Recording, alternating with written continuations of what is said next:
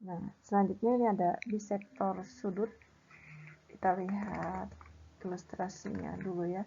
Jadi, kita akan punya bisektor sudut kalau kita punya dua garis dengan kondisi seperti ini. Ini artinya dua garis tadi berpotongan.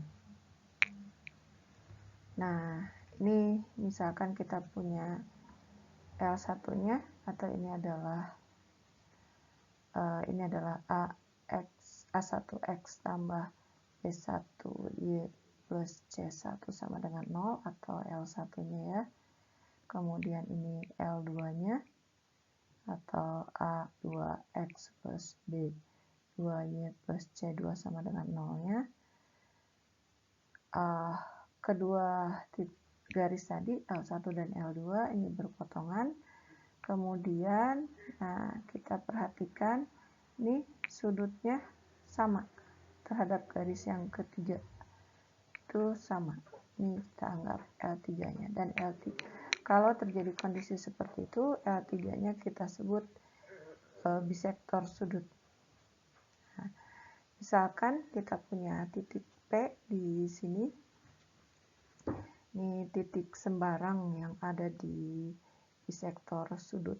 Salah satu sisinya ini kita anggap di sisi yang ini ya, terlihat di atas pada gambar. Kemudian titik R itu adalah proyeksi titik P ini di garis L1.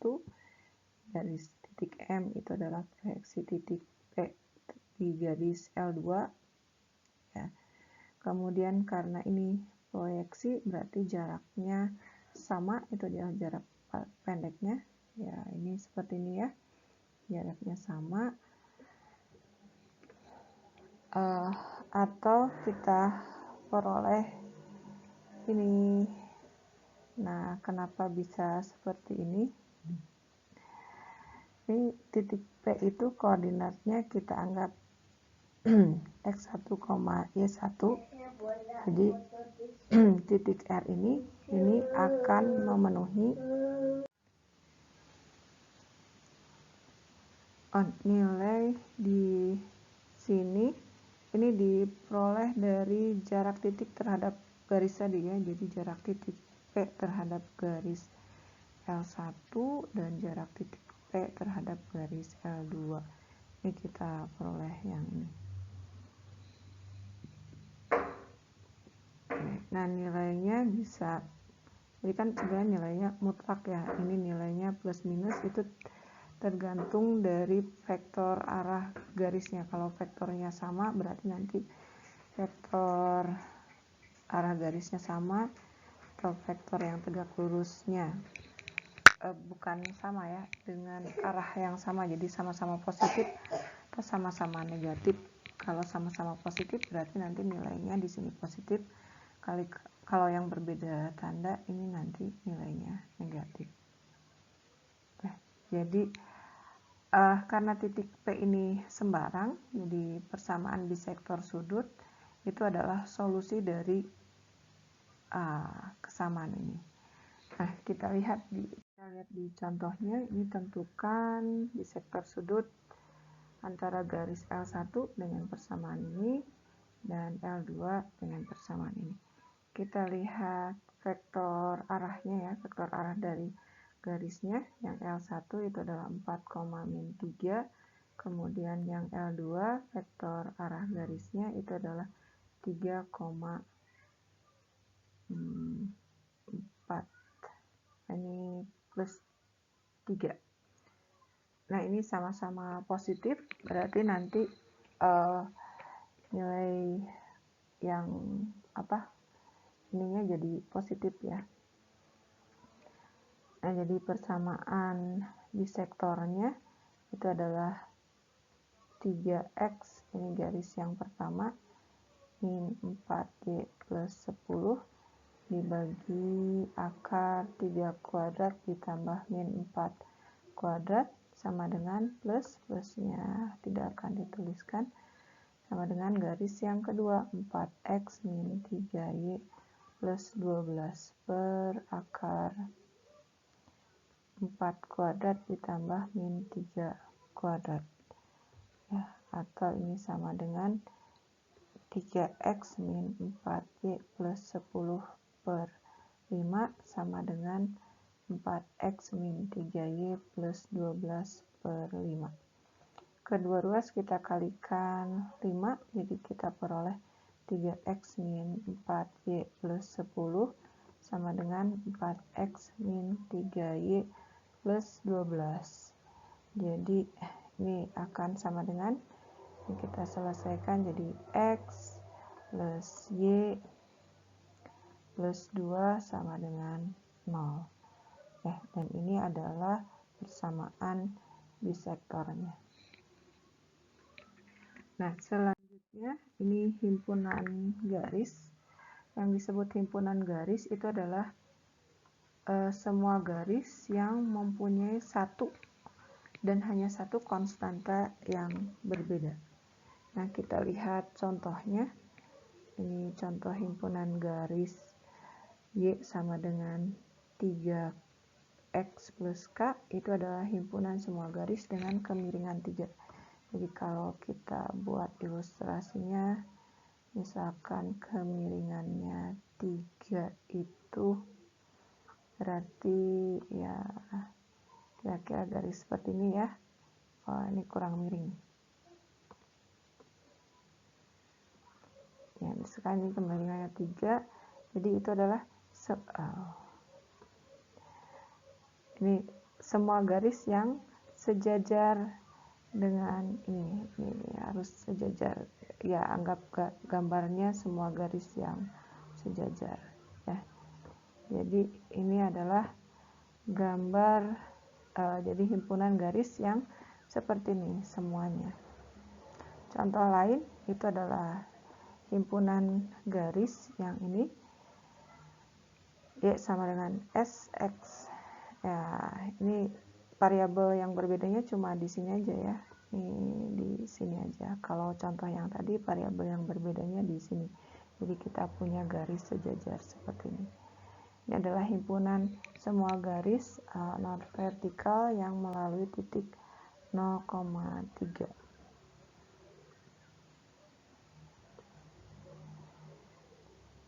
Ya, jadi kalau dibuat ilustrasinya, kira-kira kita punya semua garis yang melalui 0,3. Jadi wah, tidak tepat ini.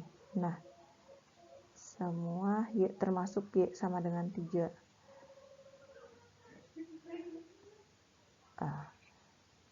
Ya, mudah-mudahan ilustrasinya cukup jelas karena ini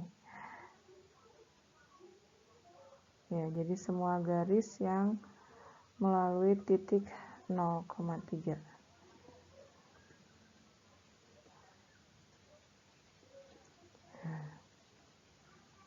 Ini terus ya bisa berbagai arah seperti itu. Nah, itu adalah beberapa anggota himpunannya. Nah, kita lihat pensil dari garis. Ini merupakan koleksi semua garis yang melalui satu titik. Nah, kita lihat aplikasinya di contoh. Contohnya, tentukan persamaan garis yang melalui ini, dua garis ini, dan melalui titik 2,3. Karena kedua garis ini merupakan bagian dari pensil ini ya, itu berarti dia memenuhi kesamaan ini. 1x1 ditambah B1Y1 ditambah C1 ditambah T2 A2x1 tambah B2Y1 tambah C2 ini sama dengan 0.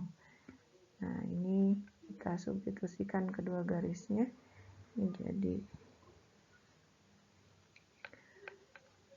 2x min 3y plus 6 ditambah T2 x plus y min 4 sama dengan 0. Terus kita, karena melalui titik 2,3 garis yang dimaksud, jadi kita substitusikan 2,3 nya, T1 sama dengan 2 dikali 2 min 3 kali min 3 ditambah 6 ditambah T2 2 min 3 min 4 sama dengan 0. Jadi kita peroleh di sini 19T1 min 5T2 sama dengan 0, atau T1 per T2 sama dengan 5 per 19. Kita misalkan T1 nya sama dengan 5 dan T2 nya sama dengan 19. Terus kita substitusikan ke persamaan yang ini. Ya, jadi kita peroleh 5 2x min 3y plus 6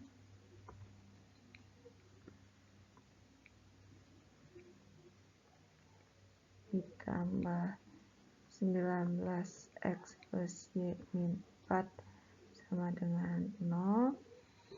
Jadi kita peroleh 10x min 15y plus 30 ditambah 19x ditambah 19y min 76 sama dengan 0. Jadi 29x plus 4y min 46 sama dengan 0. Nah, dan ini adalah garis yang dimaksud. Contoh selanjutnya, ini di persamaan ini ya, persamaan garis yang melalui titik potong. Ini kemudian ini yang dimintanya paralel terhadap 2x plus y min 1 sama dengan 0, yang B paralel terhadap sumbu x, yang C paralel terhadap sumbu y. Nah, kita masih pakai persamaan pensil tadi, yang T1 A1X1 tambah B1Y1 plus C1 ditambah T2 A2X1 tambah B2Y1 tambah C2 sama dengan 0. Dan kita akan peroleh T1 3x min 4y plus 12 ditambah T2 x plus 3y min 6 sama dengan 0. Nah, kita kumpulkan yang x nya, jadi kita punya 3T1 plus T2 x ditambah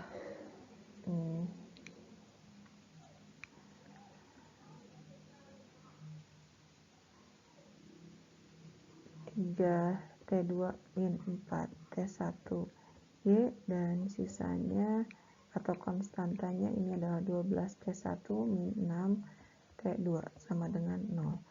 Yang bagian A ini diminta paralel terhadap 2x plus Y min 1 sama dengan 0. Nah, kita perhatikan kalau paralel berarti ini sama dengan ini sama dengan ini di depannya. Jadi kita akan peroleh ini 3T1 plus T2 per 2 itu akan sama dengan 3T2 min 4T1 per 1. Kita kali silang, jadi 3T1 plus T2 sama dengan 6T2 min 8T1. Atau kita peroleh di sini ini 11T1 sama dengan 5T2. Jadi atau nih T1 per T2 nya itu adalah 5 per 11. Ya, kita misalkan T1 nya sama dengan 5 dan T2 nya sama dengan 11. Jadi kita substitusikan ke persamaan yang atas, yang persamaan ini.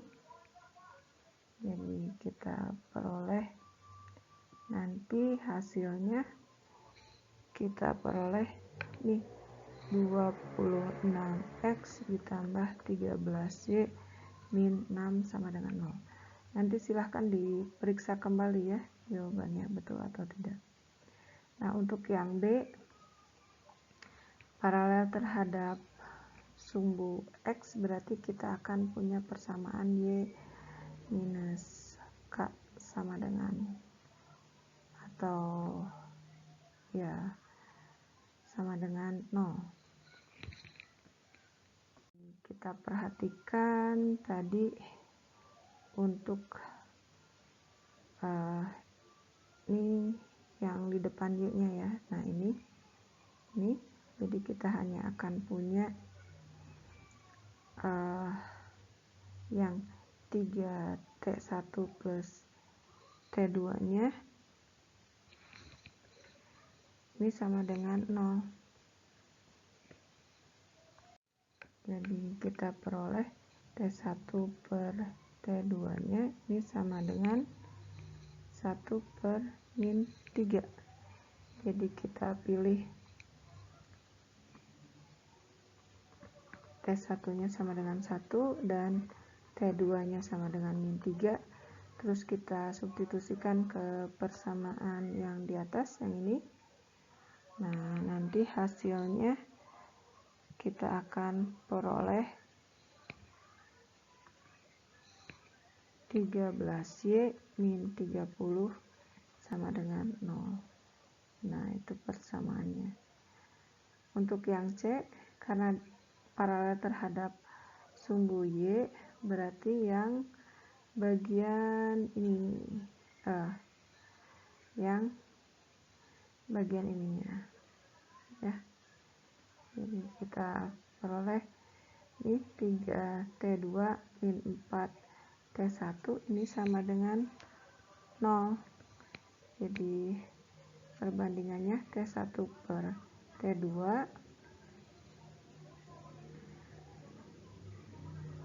itu adalah 3 per 4. Jadi kita pilih T1-nya sama dengan 3 dan T2-nya sama dengan 4. Terus kita substitusikan ke persamaan ini juga.